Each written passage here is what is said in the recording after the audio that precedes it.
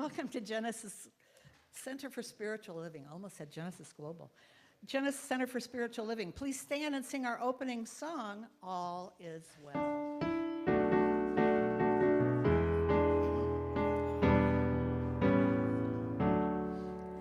In the spirit of celebration, we're grateful, we're grateful.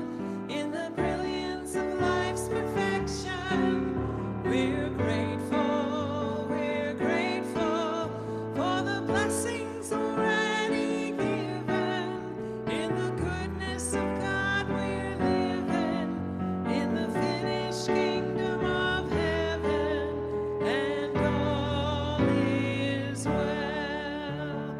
All is well. All is well. In the spirit of celebration, we're grateful, we're grateful.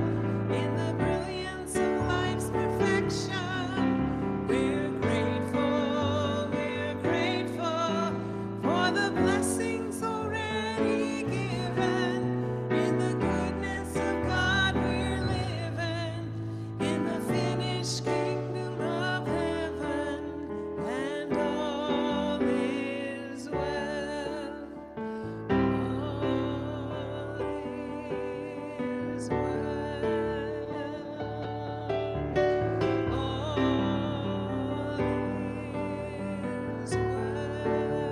All is well. All is well.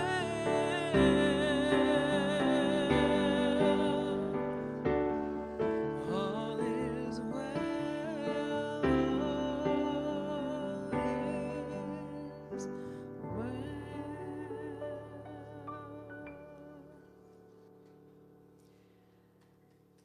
I am so glad you chose to be here with us this morning. You may be seated. And my name is Cynthia Zink, and I am a practitioner here at Genesis, and I will be your host today. Our online host is Eric. If you're watching on Facebook, please say hello to everyone in the comments, share your reactions, and make a connection. So now we're going to do our mission and vision statements. If you would join me in reading our mission statement. We are building a vibrant community, cultivating a garden of spiritual growth, honoring vulnerability, creating a safe place of comfort and peace where all are welcome and accepted. And our vision? Genesis is a bright beacon with an unshakable heart of love, accepting all. A home for the soul where we each creatively express our spiritual brilliance. So I hope you see and experience that brilliance with us while you're here today. So our announcements today. After service, during the coffee hour, we are going to be doing crafts, where we will be making swags if you are interested. A natural winter decoration that you can hang up for the holidays and leave up longer. You're welcome to, are you going to be doing it over here? Yeah, wander around, whatever. You're welcome to join us, wherever we are, and get creating after service. Practitioner Christine S. Young will be facilitating the Mystical Path class in January. Registration is now open. Unlock the timeless truths of mystics and harness the power of those teachings in your own life. Learn how the principle of oneness has a direct impact on your life and how to work with it masterfully. Sign up now and get the early registration discount. There is information back on the welcome table if you want more detail. Christine S. Young is also inviting all of us to celebrate her 50th birthday on Sunday, January 12th. Check out the volunteer table for more information on that as well. And save the date on Sunday, January 26th. We are headed to sound foundations to build a tiny home. We'll meet to work, connect, and serve our community in a hands-on way. Let's make a meaningful impact together. We need at least 10 people, and we may have that already. I didn't count this morning. But we can have more. We don't need less, just at maximum at 10. Please invite your friends to join us. And we will be having the book study after our service and craft time. So I'm glad to be here with you all this morning. If this is your first time, anybody here for the first time? No, it's all family. Nobody online? Great, great. So now is the time for our meet and greet. Let us welcome and greet one another. And if you're comfortable hugging, we all know this. If you're comfortable hugging, which most of us are, please feel free to hug. If you'd rather just handshake, stick out your hand. Or if you are in a mood today and don't want to talk or hug or shake hands or anything, stay seated. Okay.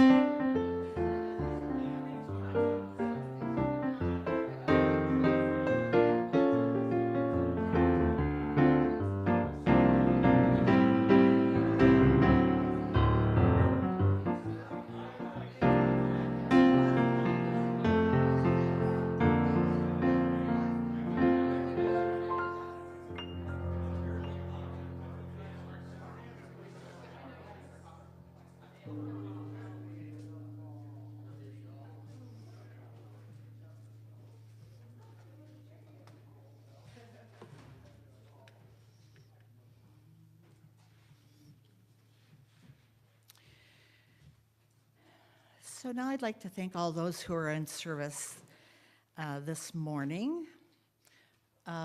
Those who helped set up are Jim and Eric and Mike and Anna and Rose and Lori and Christy and Dave and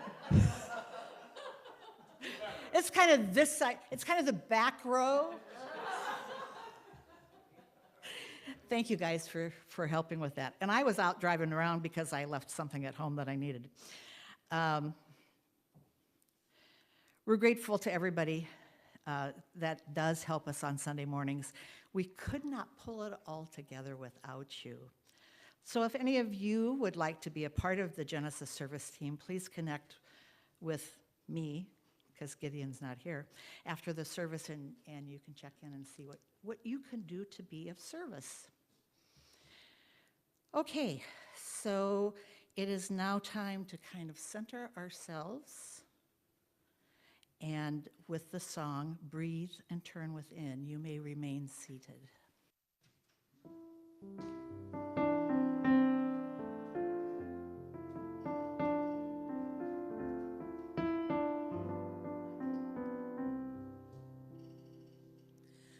I breathe and turn within.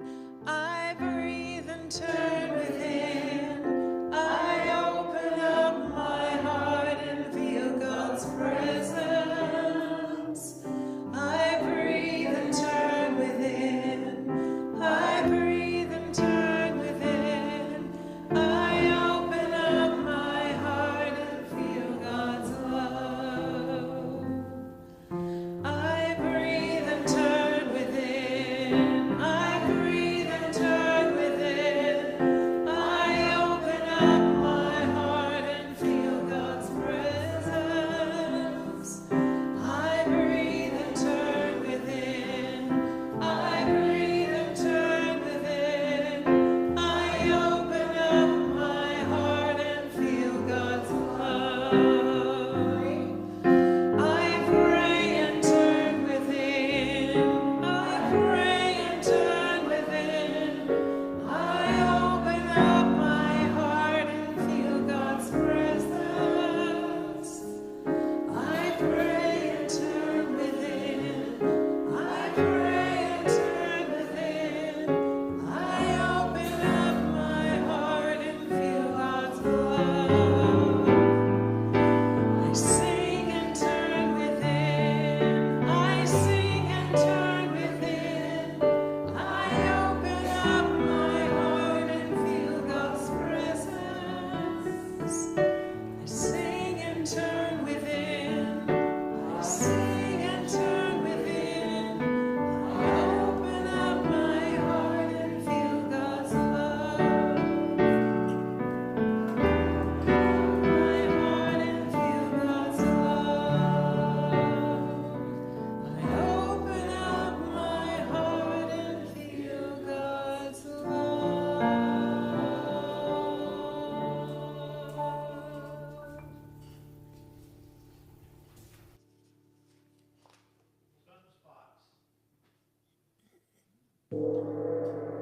Loud enough, huh? To hear it?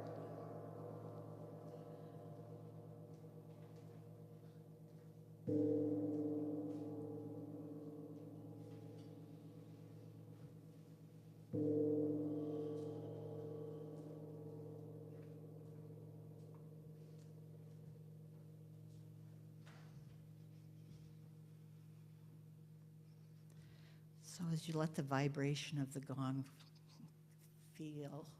as you feel the vibration of the gong within, I'm going to read to you, even though our theme changed, a reading on gratitude, because we are still in Thanksgiving weekend. This is by David White, and it was very meaningful when I got it sent to me last week. Gratitude is not a passive response to something we have been given. Gratitude arises from paying attention, from being awake in the presence of everything that lives within and without us. Gratitude is not necessarily something that is shown after the event. It is the deep, a priori state of attention that shows we understand and are equal to the gift nature of life. Gratitude is the understanding that many millions of things come together and live together and mesh together and breathe together in order for us to take even one more breath of air. That the underlying gift of life and incarnation as a living, participating human being is a privilege. That we are miraculously part of something rather than part of nothing. even if that something is temporarily pain or despair, we inhabit a living world with real faces, real voices, with laughter, the color blue, the green of the fields, the freshness of a cold wind, or the tawny hue of a winter landscape. To see the full miraculous essentiality of the color blue is to be grateful with no necessity for a word of thanks. To see fully the beauty of a daughter's face is to be fully grateful without having to seek a God to thank him. To sit among friends and strangers, hearing many voices, strange opinions, to intuit inner lives beneath surface lives, to inhabit many worlds at once in this world, to be a someone amongst all other someones, and therefore to make a conversation without saying a word is to deepen our sense of presence, and therefore our natural sense of thankfulness that everything happens both with us and without us, that we are participants and witness all at once. Thankfulness finds its full measure in generosity of presence, both through participation and witness. We sit at the table as part of every other person's world while making our own world without will or effort. This is what is extraordinary and gifted. This is the essence of gratefulness, seeing to the heart of privilege. Thanksgiving happens when our sense of presence meets all other presences. Being unappreciative might mean we are simply not paying attention. If you would join me in prayer. So I recognize the power and presence of that being which is in, as, and through everything that we see in creation.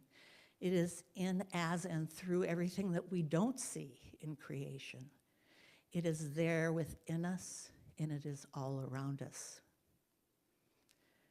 It is what we are thankful for in our lives.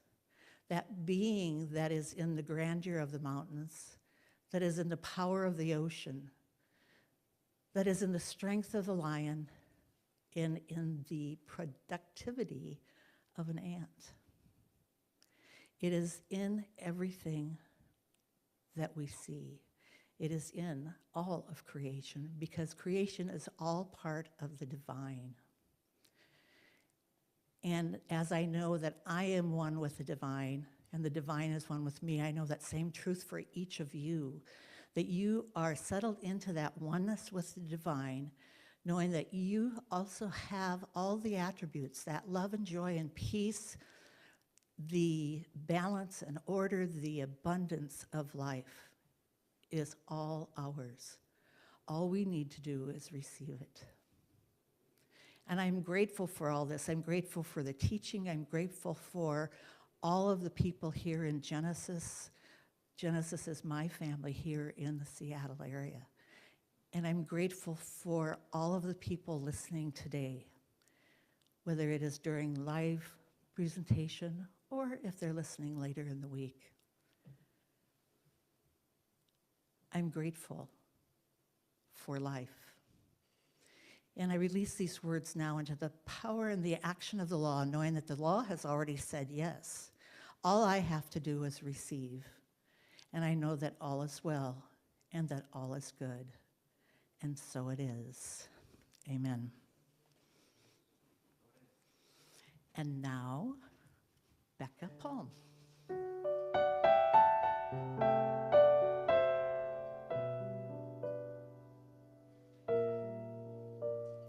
For this inspired gift of life, we say thank you, thank you. May we cherish and protect it in a cradle of grace. A brief abode to house your light. Thank you, thank you. Well, your spirit shines eternal from face to face.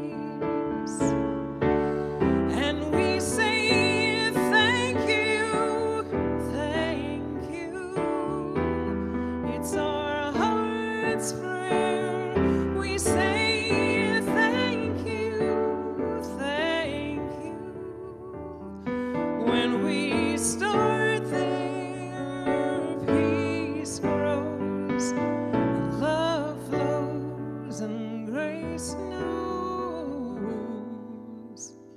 when we say thank you.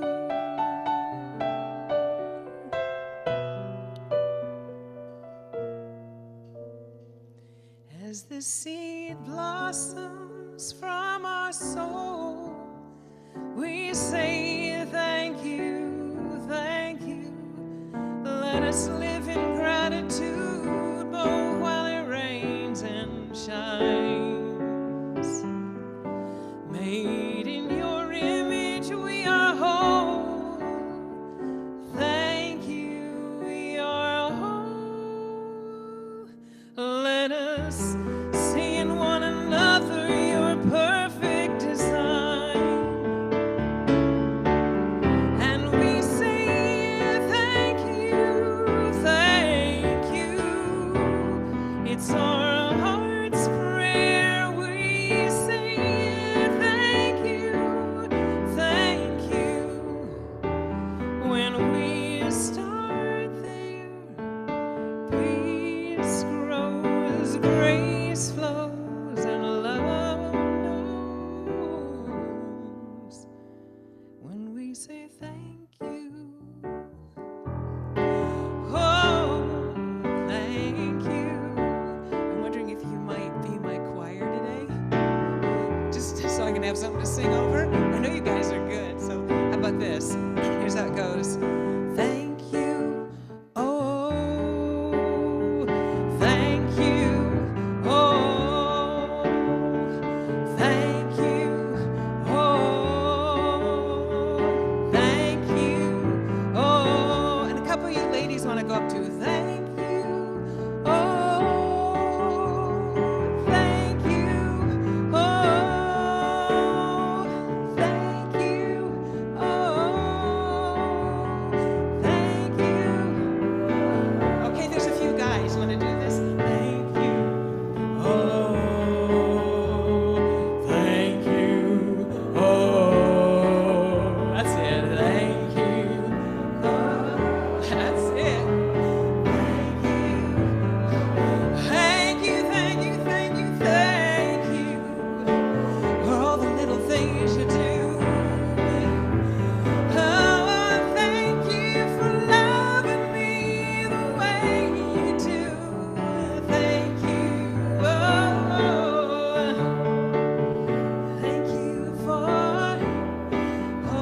being kind. And thank you for this body and this mind. Thank you, thank you. Oh, thank you. Thank you for singing the way that you do. Thank you. And we say thank you, thank you. It's our heart's prayer. We say thank you, thank you. When we start there, peace grows, grace flows, and love knows when we say thank you.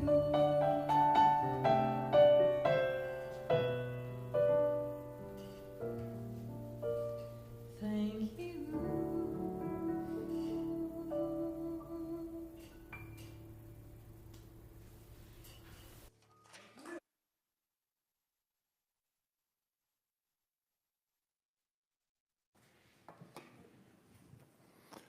So wonderful.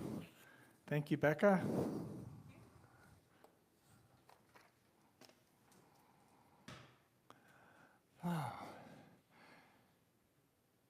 So we've been going through this whole year a grand rising. And December, we are going to end the grand rising. And like a gymnast who does spins and flips and then ends up on their feet, this is how we're going to end up in December, on our feet. And let's start. I stand on solid thoughts to co-direct the flow of my life. Let's say that twice together. I stand on solid thoughts to co-direct the flow of my life. I stand on solid thoughts to co-direct the flow of my life. And sometimes the signal goes out, but luckily we've already done that. So what I'm going to talk about today is our principles. In Science of Mind, we know that God is one and God is in all of us. So there's a unified God in all of us, and that God is expressing as us. And that's how we stand on solid thoughts, is by coming from universal mind within us and expressing to all the other expressions of universal mind so we can all work together. I'm going to take us back time traveling at first, and then a long way into the past. Let's just do that first. So 500 years ago, in a tiny little village in Punjab, in India, so as far away from here as you can get, really, without leaving the planet, there was a man named Baba Nanak. And Baba Nanak was disturbed because in his society, there was great division. There were two sides, and they were always fighting, always arguing, always vilifying one another, and they wouldn't get along. They were Hindus and Muslims, and they kept fighting. And one day, Baba Nanak went down to the river, and nobody saw him for 3 days. They thought he drowned. But what had happened was, meditating in the river, he'd had an ecstatic vision of his oneness. He knew at that point that he was one with God, and we were all one with God and all one with each other. And he came, and not only that, but we could all know this. This was something we were all capable of knowing. And so he came back to his village and started preaching to people and started talking to people, and they would sing songs, ecstatic chants. He ended up becoming Guru Nanak, the founder of the Sikh religion. And the Sikh religion is dedicated to helping others. If you see them, you'll usually see them, you spot them by their turbans, but you usually see them cooking. They love to cook food and feed people for free. Like us, we seem to have some spirit of Sikhism here in our church. They invented Kundalini yoga, and they defended the downtrodden. So they didn't care whether it was the Muslims attacking the Hindus or the Hindus attacking the Muslims. They were ready to defend the downtrodden. So this was what Guru Nanak found, was that there is a oneness shining through everything in us, and we can find it. And this is actually going to be your homework assignment. It's playing a game of hide and seek. Can you find the oneness hiding within you? Can you find your spiritual brilliance? Is spiritual brilliance here? Is it in this mechanism? Is it in you, or you, or you, or you? So there's spiritual brilliance to be seen in the world, and sometimes the world seems very prosaic. But no matter how prosaic it seems, if you look, I think you'll be able to spot spiritual brilliance, and within you too. So not just outside, within. Suddenly, I'm finding that's my favorite meditation these days, is sort of looking within to see if I can spot any spiritual brilliance. Is there any? Sometimes. So, Ernest Holmes says, we believe in God, the living Spirit Almighty, one indestructible, absolute, and self-existent cause. He also says there's no spot where we end and where we begin and God leaves off. That if you pay attention within you, you'll notice that there is Godness surrounding and interpenetrating every cell. And if you look for where we begin and God stops, I can't find it. It seems like we're all mixed up. We're all made out of God stuff. Ralph Waldo Emerson, Ernest's favorite author, says, "We see the world piece by piece as the sun, the moon, the animal, and the tree, but the whole of these shining parts is the soul. From within, a light shines through us and makes us aware that light is all."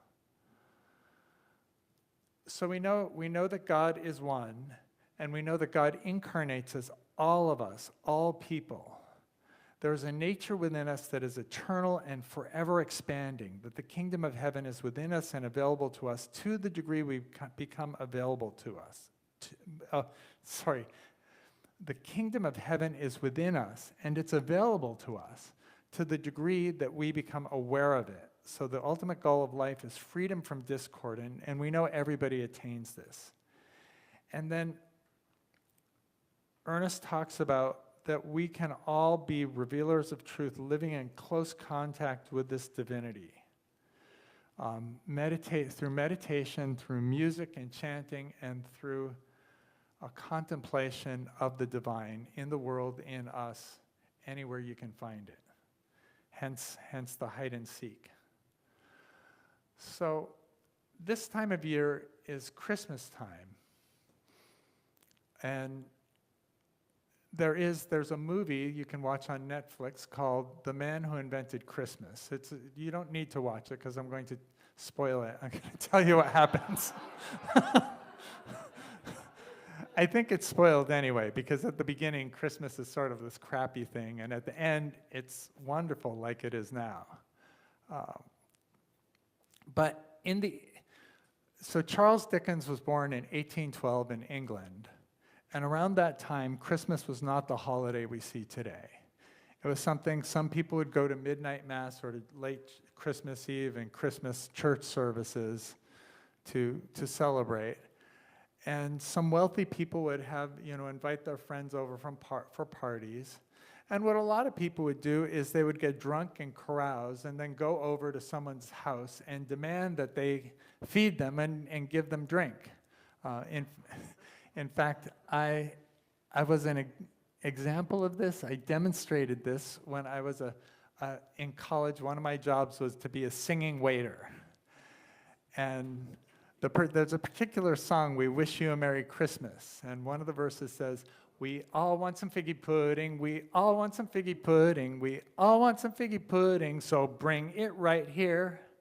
And then just to be clear, actually, first so you know, figgy pudding is dried fruit minced, stuck together with some kind of lard, with animal fat, and then they drench it in rum. And they put enough rum that if you have a little bit of suet, you get a little tipsy. You can feel the buzz. So figgy pudding was what these guys wanted. And then they sing, we won't go until we get some, we won't go until we get some, we won't go until we get some, so bring it right here. And they would cause trouble if you didn't give them some figgy pudding or something equivalent. So this was Christmas. It was a holiday. It wasn't the big deal we make of it today. It was an excuse for people to get drunk and to extort food and drink from their neighbors.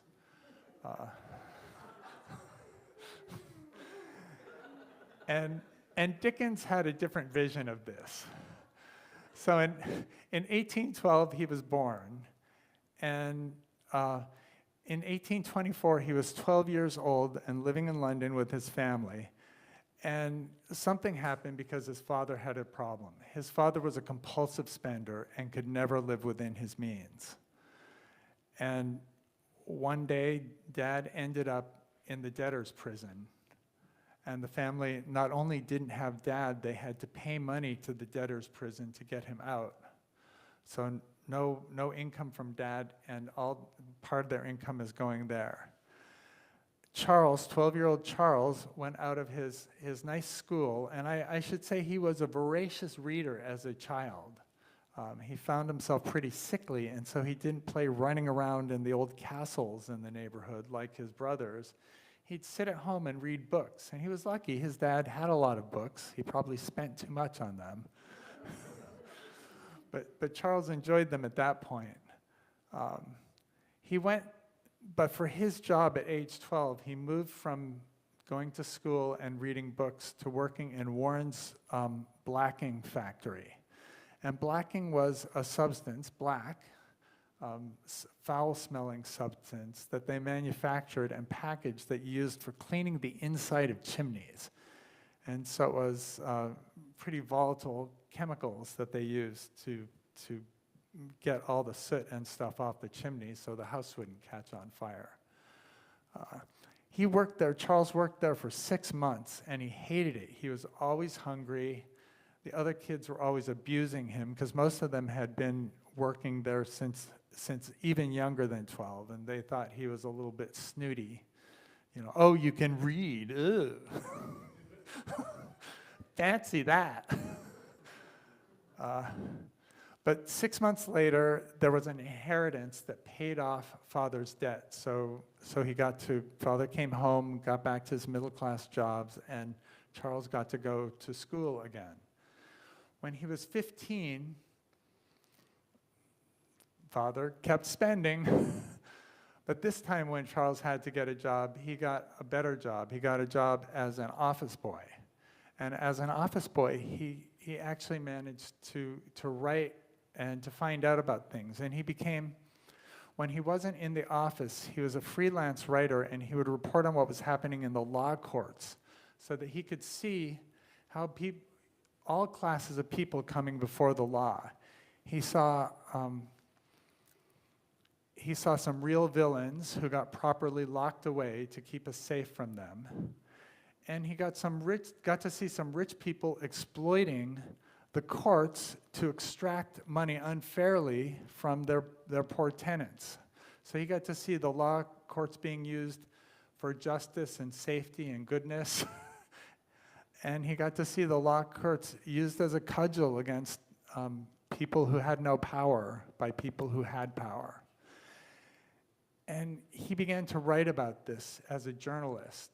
He was all about, because he knew there was goodness in everyone. And if he could tell people, if people knew what was happening in the courts, they would rise up and things would get better. And he was wonderful at this. He was the greatest, social advocate of poor people England had ever seen.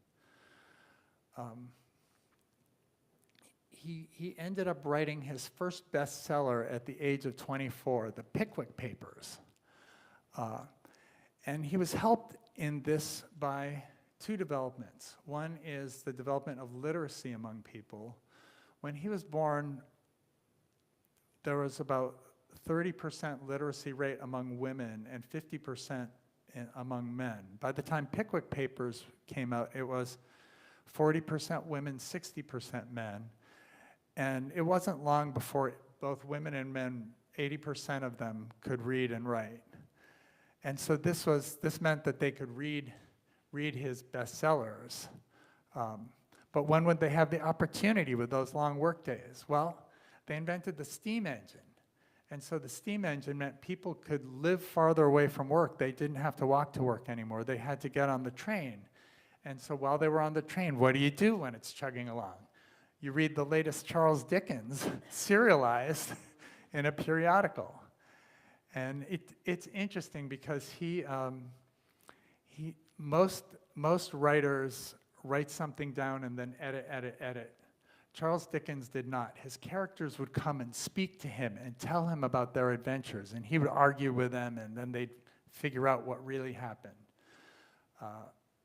But people would gather outside his home on the day that the magazine was going to publish, and he would write out the first page longhand and then hand it to the messenger who would bring it to the paper where they would typeset it and print it. And then he'd work on the second one. So there's no opportunity for editing. It came straight out of his pen into your eyes. And this was because of the way the characters lived in him, and they tell this story through him. He really had a big sense of God expressing through him as all this multiplicity of characters. Pickwick Papers was his first bestseller when he was 24. Then Oliver Twist, Nicholas Nickleby,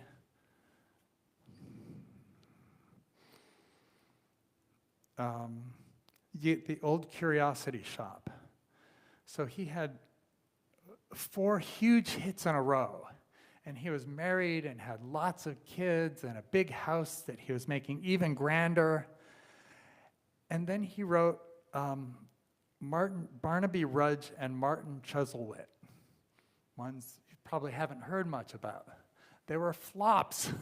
At the age of 31, he was a has-been. Nobody wanted to read his stuff. He couldn't find a publisher who was willing to take a chance publishing. 2 flops in a row after only 4 hits. Was this going to be the end of Charles Dickens? We hope not. What he had to do, though, he had to borrow money in order to self-publish his next book, which was A Christmas Carol. And really, he had all these voices talking to him about how to solve society's problems through Christmas, how to bring about the abundance of society, the generosity of the people, and the benevolence of the people in order to make Christmas a real thing. Scrooge, the main character, talked to him, and you can see his point of view at the beginning. You know, bah, humbug, why should I like Christmas? Because Christmas at that time wasn't about benevolence. It was about people getting drunk and picking a man's pocket, demanding that you feed them or give them something to drink. But Dickens' characters, he wrote his characters in such a way that it touched people's hearts so that they changed society and changed forever the way they celebrate Christmas. So Scrooge is, and it was a ghost story.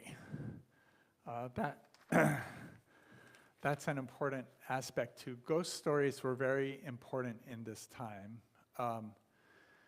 Spiritualism was very important. People loved to talk to dead people. Frankenstein was still a bestseller. You know, so there was, and A Christmas Carol actually, after Christmas Carol, there were so many more ghost stories. He really sort of ignited the ghost stories genre on fire. But Scrooge sees a ghost. His old partner Marley comes to the door. Scrooge opens the door and says, "You're fettered. Tell me why." And Marley says, "I wear the chain I forged in life. I made it link by link and yard by yard. I girded it on of my own free will, and of my own free will I wore it." Scrooge said, "But you were always good at business. That's a good thing." And Marley said, "Business? Mankind was my business. Charity, mercy, forbearance, and benevolence were all my business. The deals of my trade were but a drop of water in the comprehensive ocean of my business." So charity, mercy, forbearance, and benevolence is what Marley wished he had been a part of, wished that he had been exhibiting in his life. And we of course have the opportunity to do this. We have the knowledge that these guys gained. So Marley was the first ghost, and then there were the 3 ghosts of Christmas. And the first ghost was the ghost of Christmas past, which for us would be our inner child. What was our childhood like? What brilliant moments were there in our childhood? And what traumatic moments were there that have maybe jaded us or made us cynical about life? And so Scrooge gets to see this through the ghost of Christmas past. The ghost, and we get to see this, you know, when we think about our inner child, when we think about our childhood. Sometimes it gets brought up when you see other children, and you think either, "I remember when I used to do that," or "I hated it when other kids would do that." And you can see, you know, how childhood works by reliving your own childhood. The ghost of Christmas present is about paying attention. Scrooge is in, he goes from his house to his office and back, and doesn't really spend much time looking at the world. He's more interested in amassing a fortune and being a good businessman. And so the Ghost of Christmas Present shows him what the world is like, shows him the suffering in the world, shows him the joy that other people are having in the world, shows him that his life is not the only life.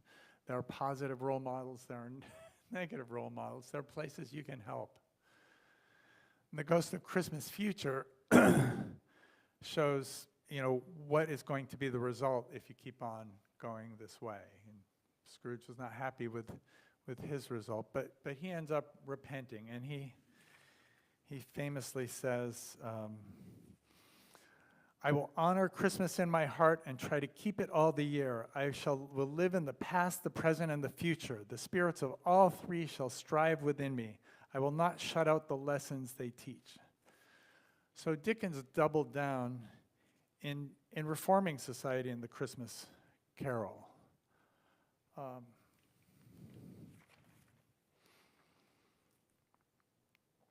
So he knew he stood from the God as one, and that there is one center and one God in all of us, and God expresses at us. And right now I'd like us to do a brief meditation. So let's get ready for meditation. If you put your hands on your heart, that can help. And then just breathe deeply into your heart and exhale.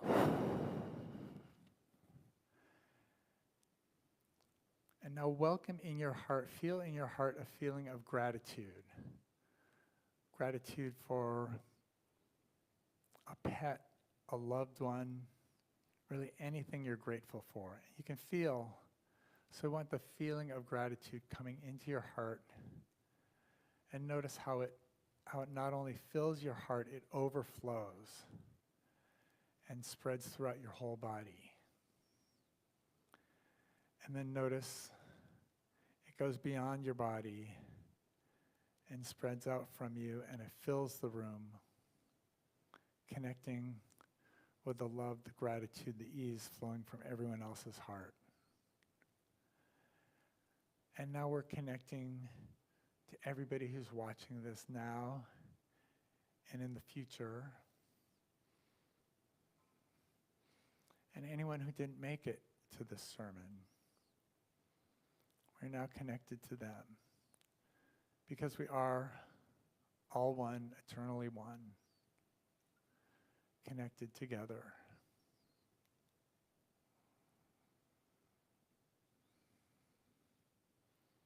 Allow yourself to lean back into that love, into that oneness. Let it hold you up, let it surround you. Notice how it interpenetrates you.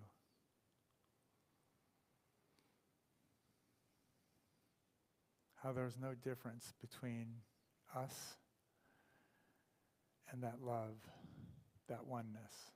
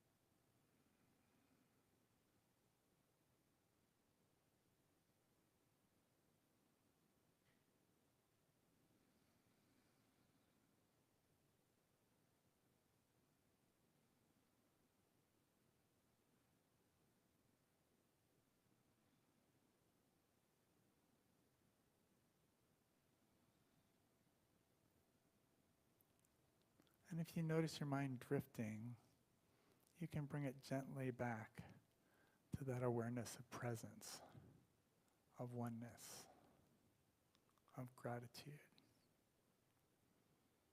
of total ease.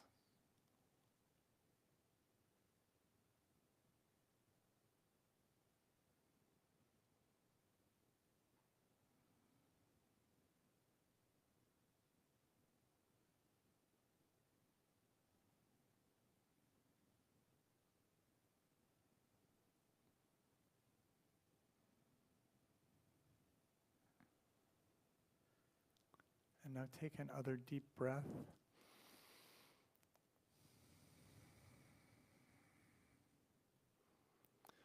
Moving your awareness back into this time and space.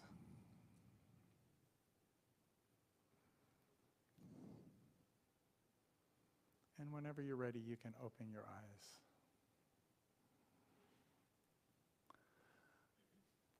So, that is the oneness. That's the oneness that Guru Nanak found and wanted to tell the world how to do and how to reach and how to connect to. And his religion is thriving 500 years later.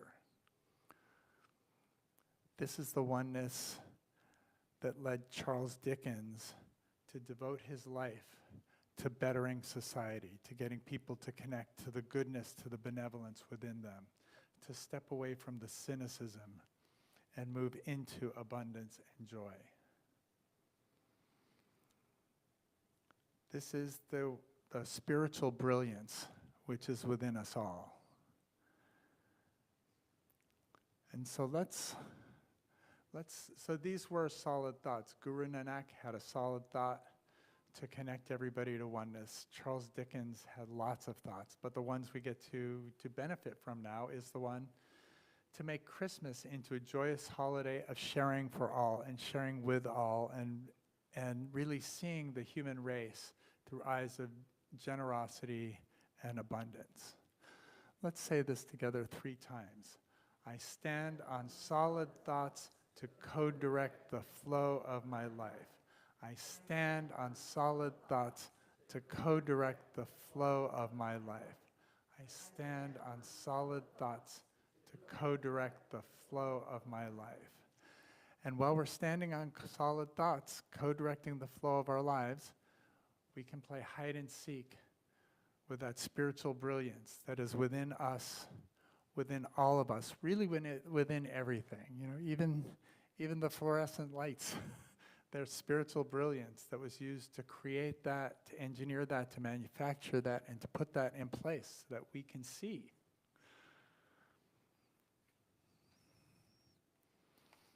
So thank you.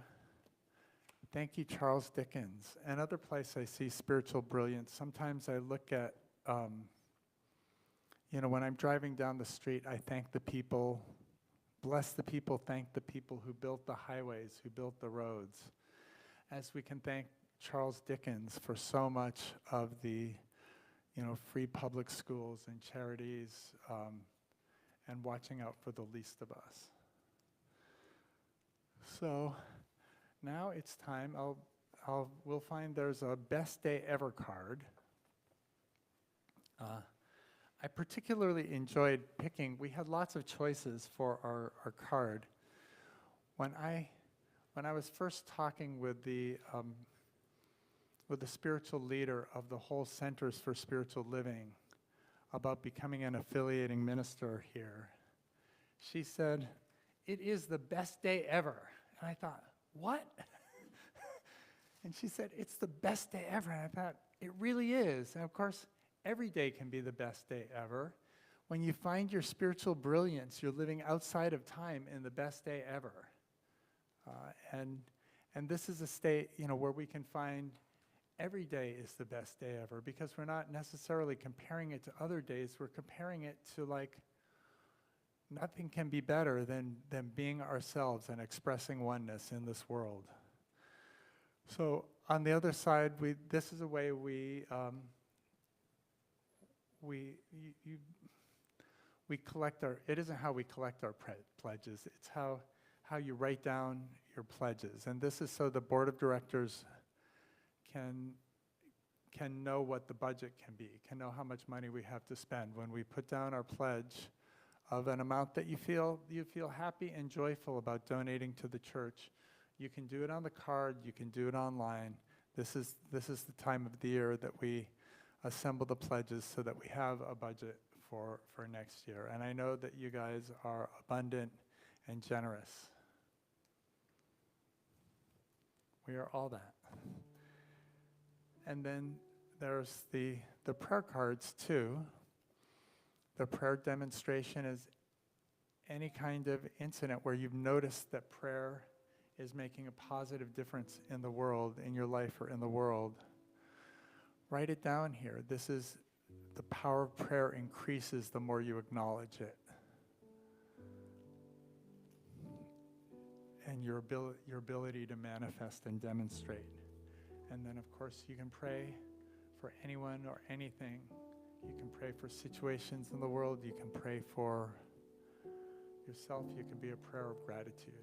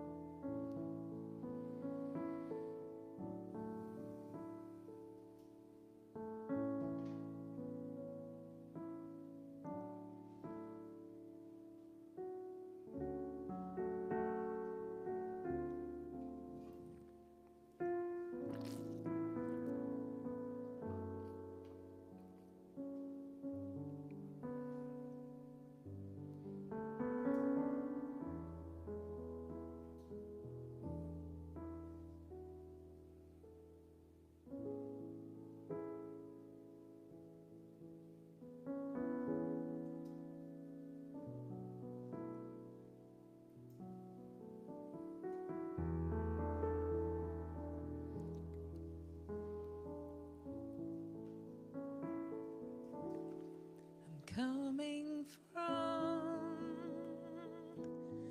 universal mind, knowing God is one, and everywhere I'll find I'm a part of something bigger in all I am. I'm coming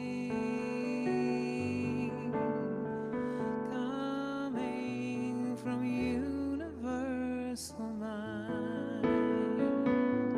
I'm flying out into the air, knowing God is shining here and everywhere. I'm a part of something bigger in all I am. I'm flying out into the air. I co-direct with the flow. I'm giving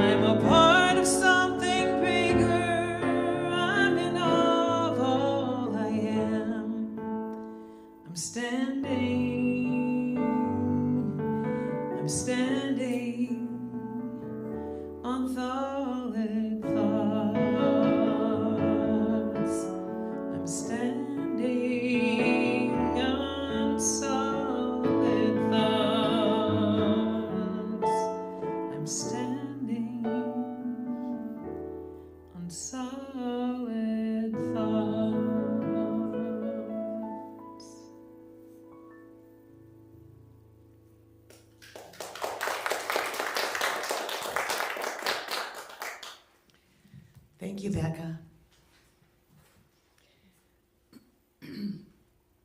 Did you notice how she took thoughts out of all of the talk and put it together in song?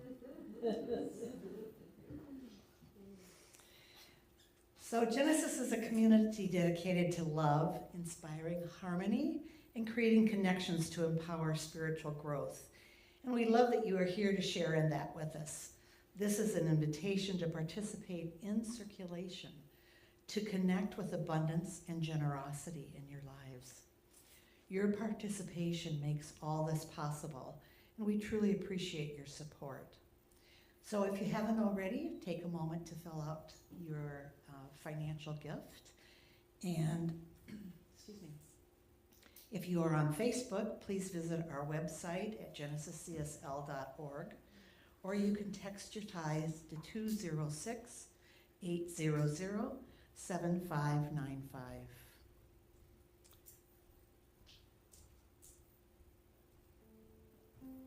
I bet a lot of you are done with that, aren't you?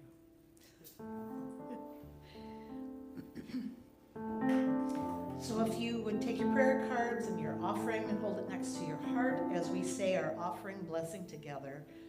Divine love, through me, blesses and multiplies all that I am, all that I have, all that I give, and all that I receive, and I am thankful.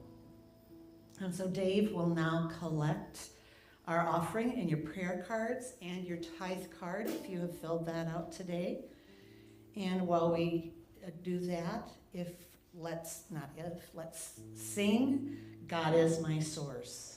God is my source, God is my power, God gives me everything I need. So I give thanks for all my blessings, God gives me everything I need.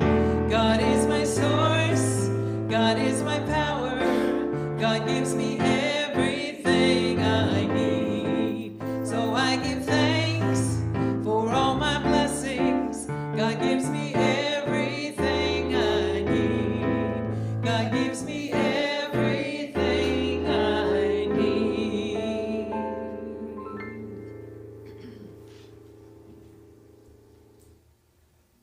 So with open hearts, we receive these gifts, knowing the fruits that come forth do powerful works. And we bless the givers, knowing that as we give, we receive tenfold. In deep gratitude, we give thanks. And so it is. So it is. Thank you for joining us today. Please join us for food and fellowship afterwards. You're going to do the arts and crafts over here. And we're going to get a couple more tables. Okay. If you are desiring prayer, I will be back in the back corner over there, and I'm available for prayer. So, wishing everybody a week filled with joy and love and true connection. If you would please stand and sing our closing song, I Release.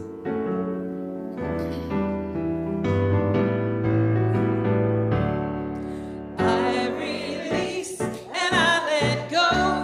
I let the Spirit run my life, and my heart is open wide. Yes, I'm only here for God.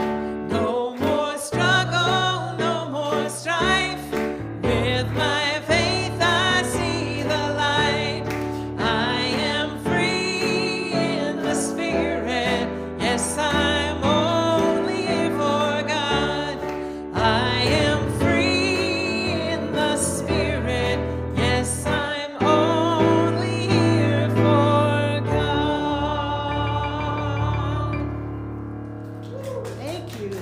Thank you for joining us.